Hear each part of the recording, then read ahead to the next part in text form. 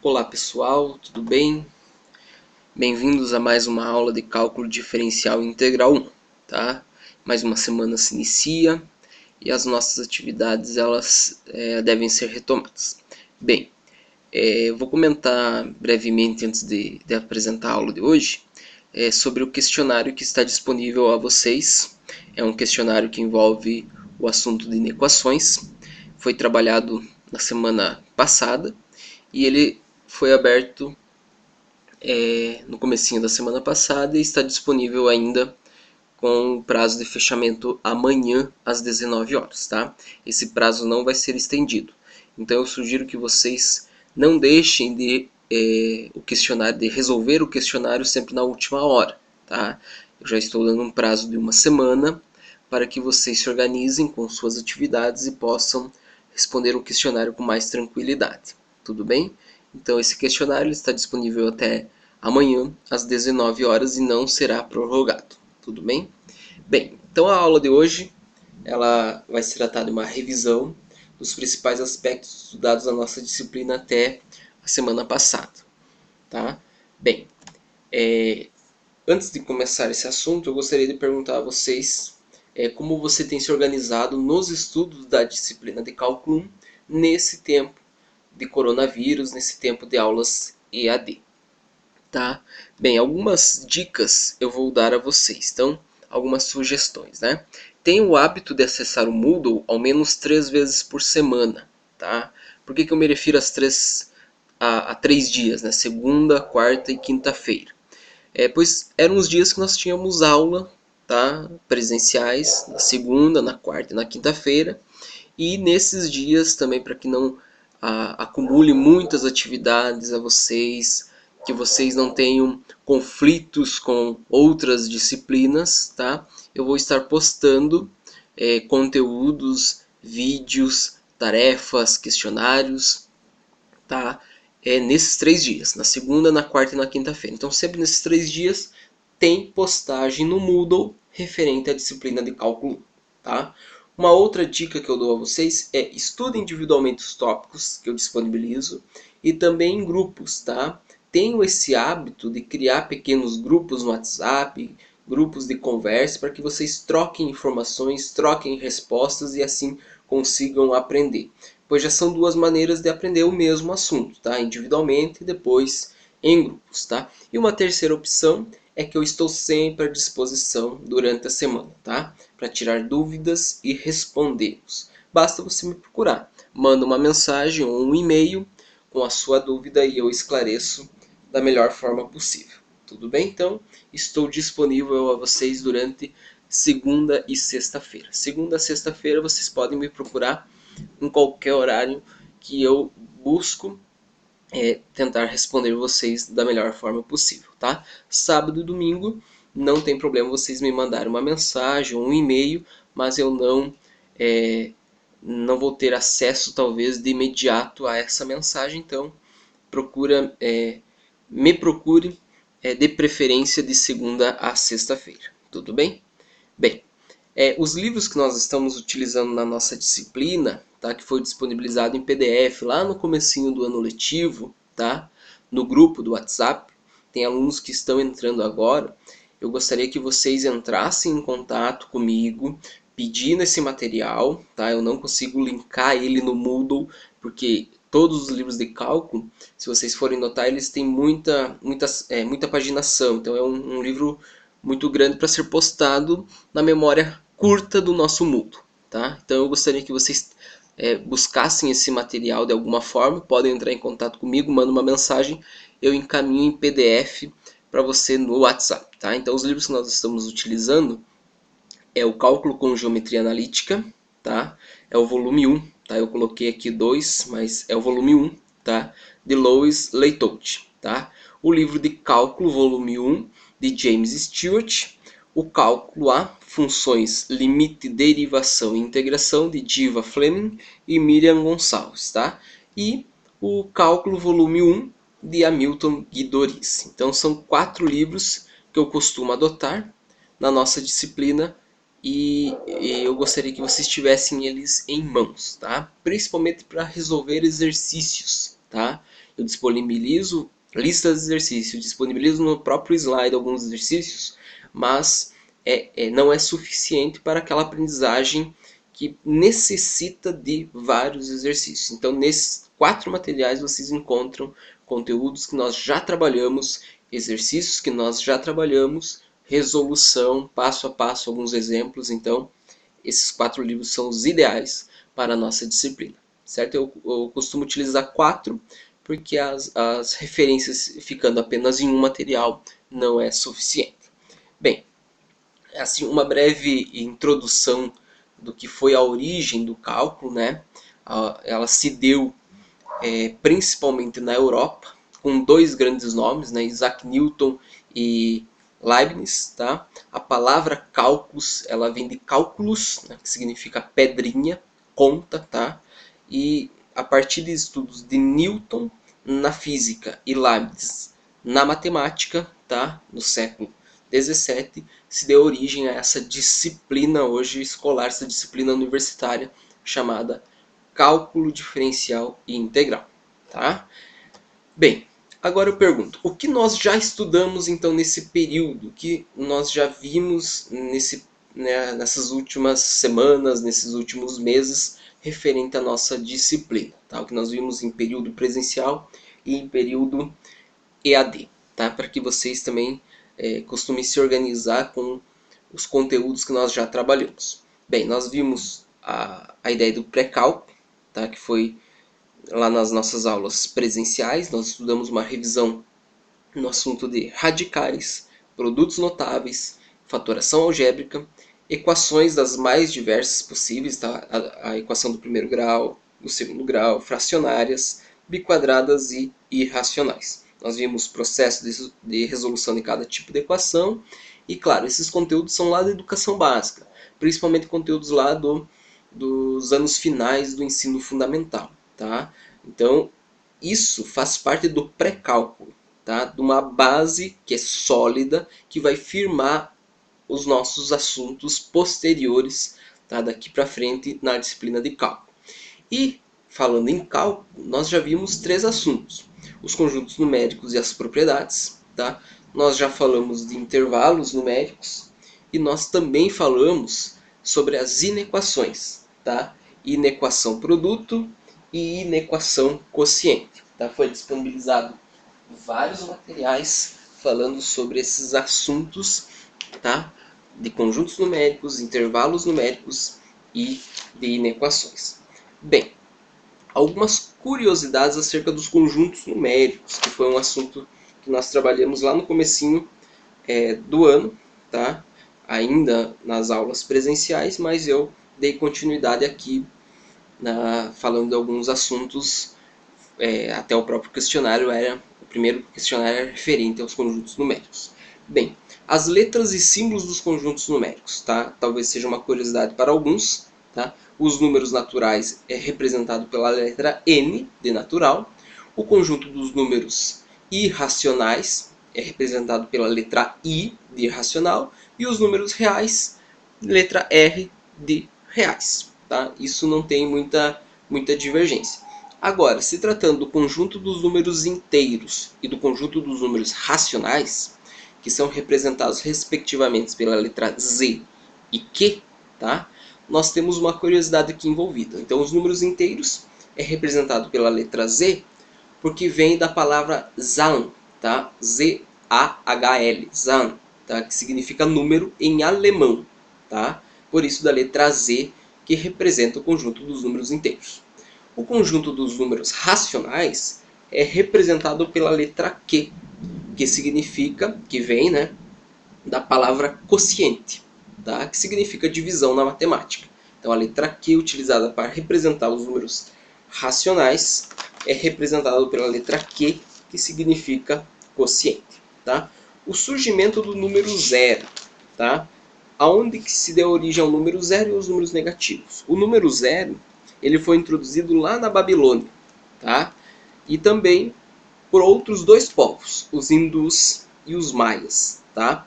No comecinho era representado por uma casa vazio, depois passou para um espaço em branco e por fim, lá com os hindus, surgiu um símbolo numérico muito parecido com o que temos hoje para o zero. Tá? E o zero foi evoluindo a simbologia dele através da história. A história da matemática nos comprova que o zero teve várias formas de representar. Tá?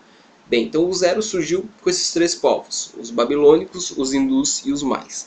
E os números inteiros negativos, a sua aceitação demorou um bocado de tempo. Tá? Os números negativos eles só foram adotados como conceito de número mesmo, envolvendo a questão negativa do número, apenas com o povo chinês. Tá? Então é uma curiosidade que também deixo a vocês. Algumas propriedades referentes aos números. Tá?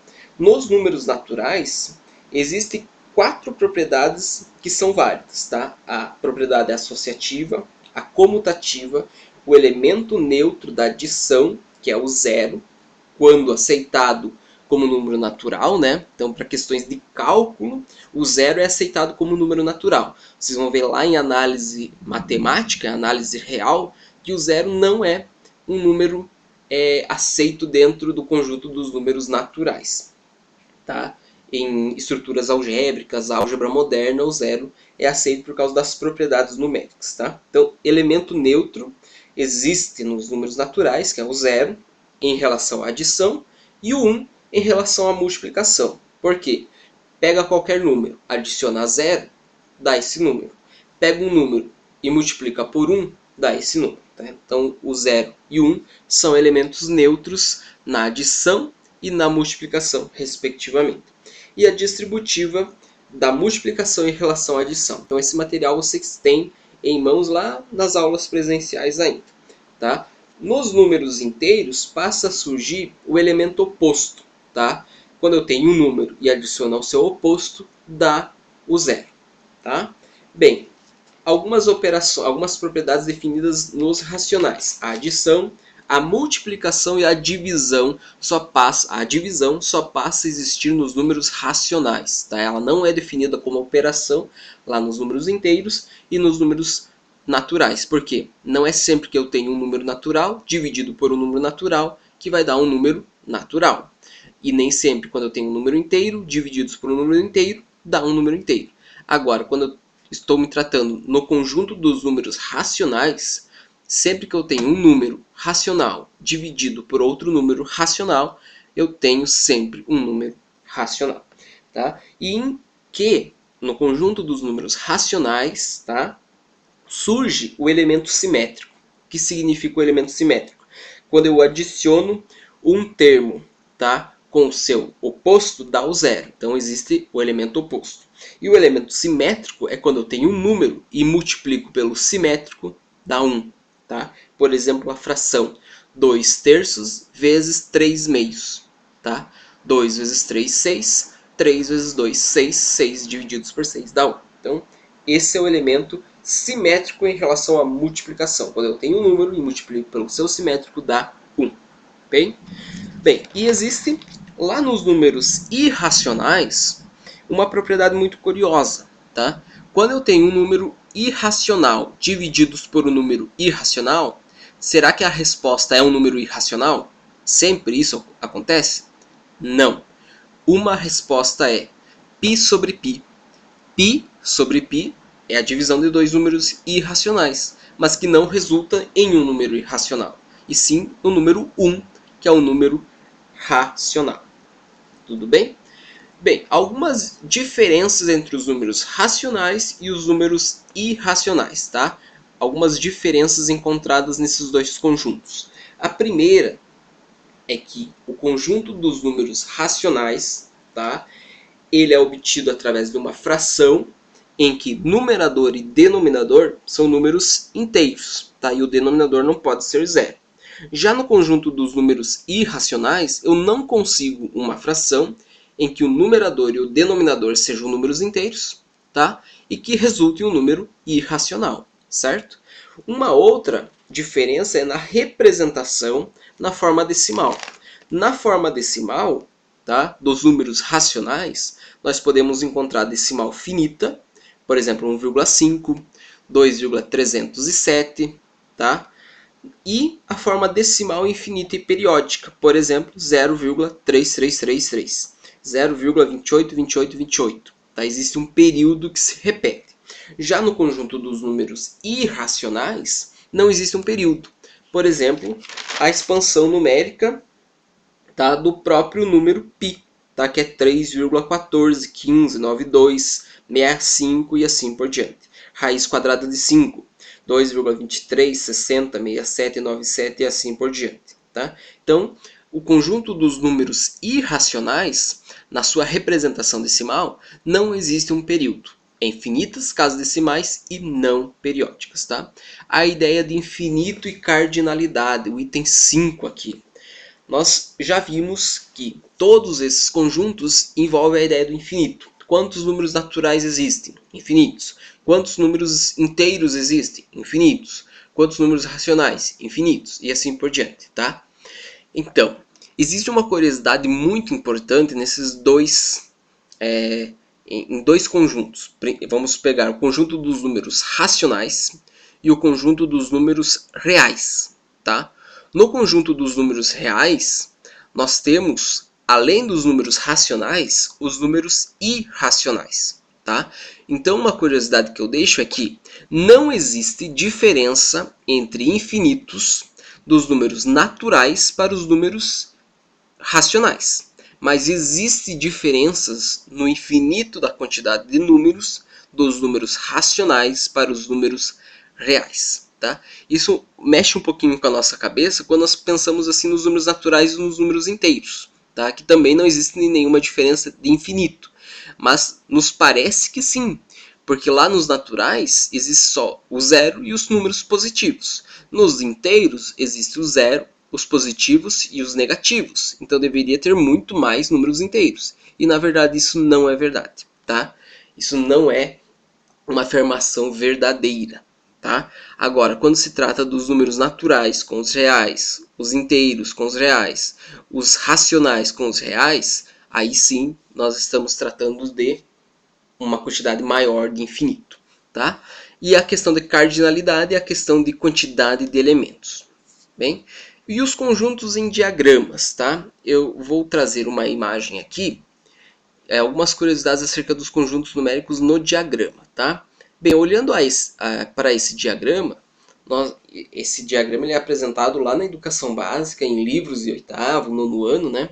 Em que nós temos os naturais contidos nos inteiros, contidos nos racionais, contidos nos reais, e os números irracionais contidos nos reais. Bem, é uma representação muito aceitável pela comunidade acadêmica, tá? Principalmente pelos professores que lecionam essas aulas de matemática lá na educação básica.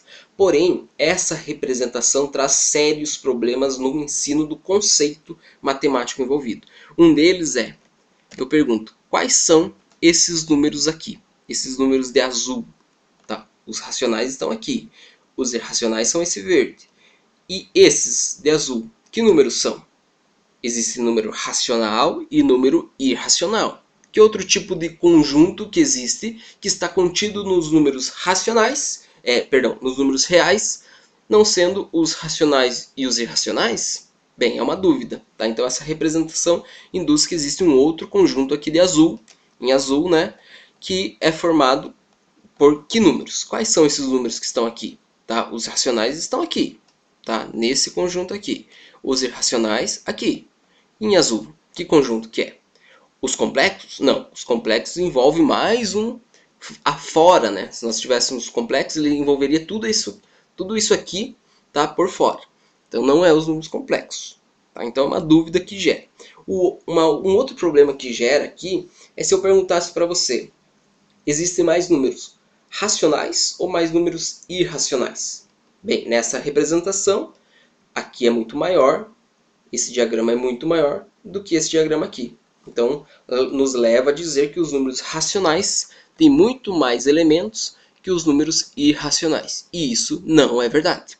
O conjunto dos números irracionais tem muito mais elementos que o conjunto dos números racionais. Tá? Eu sugiro que vocês vão atrás de mais informações a respeito dessa questão, tá? Da existência de muito mais elementos aqui do que aqui, no conjunto dos números racionais. Tá? Então são duas curiosidades importantes. Uma terceira é, como que eu consigo representar, tá, através de uma figura fechada, um conjunto que tem infinitos elementos. Tá? Então são algumas questões curiosas acerca dos conjuntos numéricos. Bem, sobre os intervalos, tá? Nós já sabemos que existem 9 intervalos, tá? 9 intervalos reais. O primeiro é quando nós temos os extremos do intervalo fechado, os extremos do intervalo aberto, um extremo, que é o extremo à direita aberto, e o da esquerda fechado, vice-versa, né? Os intervalos ilimitados à esquerda, tá? E os intervalos ilimitados à direita, tá? Envolvendo o menos infinito e o mais infinito. E o próprio conjunto dos números reais, que é representado pelo intervalo ilimitado à esquerda e à direita, menos infinito a mais infinito. Bem, menos infinito e mais infinito não são números, tá? Isso tem que ficar bem claro a todos. Eles são apenas símbolos usados para indicar que os intervalos são ilimitados, tá? Não tem um começo ou um fim. Portanto, não podemos somá-los, multiplicá-los ou executar qualquer operação considerando-os como se fossem números, tá? Isso aqui, esse problema, quando nós aceitamos eles como números, tá? Que não é verdade, gera alguns conflitos que nós vamos ver lá quando estudarmos limites. Tá? Quando nós vemos as questões de limites, vai ficar mais claro essa ideia.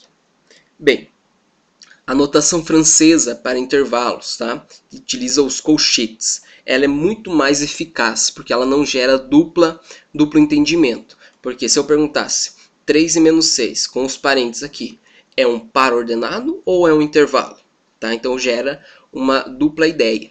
Então quando se utiliza os colchetes virados contra o número, nós dizemos que o extremo, por exemplo aqui menos 6, não pertence a esse intervalo. Tá? Então quando nós nos referimos a intervalos abertos, utilize essa notação ao lugar dessa notação. Tá? Utilize sempre colchetes. Bem, sobre as inequações, eu não vou explicar novamente cada item, sobre o que é uma inequação produto, uma inequação quociente, porque eu já disponibilizei alguns materiais, fiz alguns vídeos, tá? E vocês já fizeram o questionário. Tá? Quem não fez, relembrando, fecha amanhã, então façam esse questionário. Mas eu vou deixar aqui na apresentação, só deixa eu explicar aqui certinho para vocês, 2 links, tá? Do portal do saber. Então, ao clicar nesses links, tá? Vai abrir uma página do portal da matemática, tá? Do portal do saber, da UBMAP. E lá, já quando vocês vão abrir esse portal, vai aparecer videoaulas, tá? Referentes à inequação produto e quociente de primeiro grau. Então, a professora vai estar, a professora Priscila, né, Guess, vai estar explicando para vocês, para aqueles que tiveram dúvidas sobre a inequação, tá? Como resolve as inequações, alguns exemplos, exercícios, tem material teórico para quem quiser, tá? É só abrir, vocês vão ter um PDF com um material teórico, além daqueles que eu disponibilizei, tá? Já em PDF sobre os assuntos. Então aqui você tem as explicações sobre as inequações produto e quociente do primeiro grau. Tá? Isso no primeiro link. E no segundo link, tá? Vai direcionar vocês também no mesmo portal, só que agora referente ao assunto inequação produto e inequação quociente do segundo grau, ministrado também pela professora Priscila Guess. Tá? Então tem material teórico, tem as videoaulas e ela explica detalhadamente. Caso vocês precisem de mais exercícios, mais exemplos, eu disponibilizo esse material. Tudo bem? Bem, isso é no portal da matemática. O portal da matemática ele é rico, com muita informação, desde o sexto ao terceiro ano do ensino médio e também com outros assuntos. Assuntos muito curiosos, tem uma aba que também é só sobre cálculo. Tá? Se vocês entrarem no portal da matemática, na UBMAP, vocês vão encontrar materiais até de cálculo. Tá? Bem, então, utilizem esses links para verem mais exemplos de exercícios sobre inequação produto e inequação quociente. E agora,